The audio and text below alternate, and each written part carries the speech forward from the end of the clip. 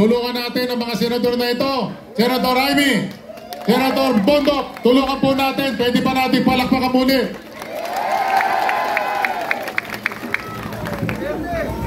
Bago lahat, maraming salamat po sa inyo. Binigyan nyo kami ng panahon ngayon sa kabila ng inyong mga oras sa pamilya at gawaing bahay. Pero bago lahat, gusto nyo na bang marinig si Yorme? Agad-agad? O sige, tingnan ko sa palakpak nyo ha. Pag mahina palakpak nyo, 2 oras ako magsasalita. Pero pag malakas ang palakpak nyo, may kasamang hiyawan, 10 minuto lang ako magsasalita. Sige nga, tingnan natin.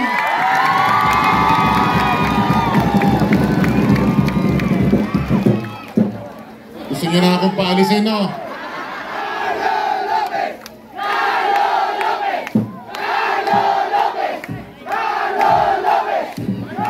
Alam ko, gusto nyo ng bilisan. Pero sisikapin ko po na matapos ako agad. Bibilisan ko dahil marami po ata tayong mga bisita. May surprise tayo sa inyo. Excited na ba kayo? Okay. Gusto ko lang kunin ang pagkakataon na ito na magpasalamat po sa Distrito 2 dahil ako po ay ginawa ninyong konsehal noong 2007. At kagaya ng ginawa ng ating magaling na konsehal Awi Sia, ginalingan ko rin. At hindi ko lang po pinagpatuloy na maging konsehal.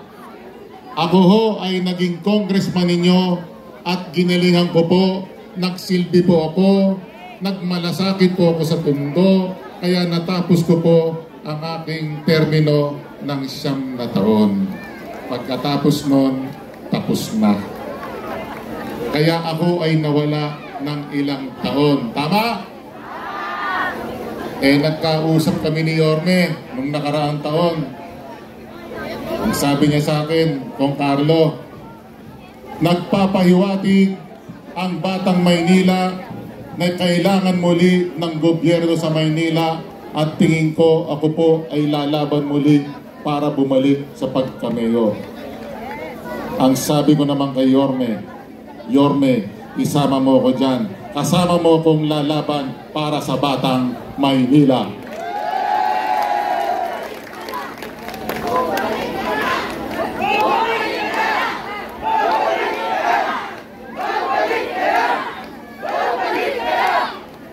Ngayon, sa aking pag-iikot, dahil nakaraang taon pa yun ngayon ko lang naramdaman at nakita na si Yorme napakasipag.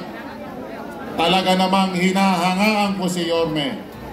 Kahit ilang taon pa lumipas, kahit naka-video pa ako ngayon, masasabi ko po talaga na si Yorme po ay isang napakagaling na tao. Ngayon, sa aking pag-iikot, bibilisan ko na lang. Ito kasi nung nawala ako, hindi ko naman nalalaman to Nung ako'y nagdesisyon, sabi ko babalik ako, ipaglalaban ko ang Maynila, paglalaban kong Tondo. Pero habang tumatagal, ang dami kong kinakamayan. At ang sabi sa akin, Kong Carlo, bumalik na ho kayo. O bakit? Ang dami naming pangangailangan pang medical, pang edukasyon, at mga pangunahing pangangailangan ng taong bayan. Hindi ho namin nararamdaman yan. Pinaghihintay pa ho kami. Pati yung mga dokumentong binibigay namin, napapaso na ho, 3 buwan wala.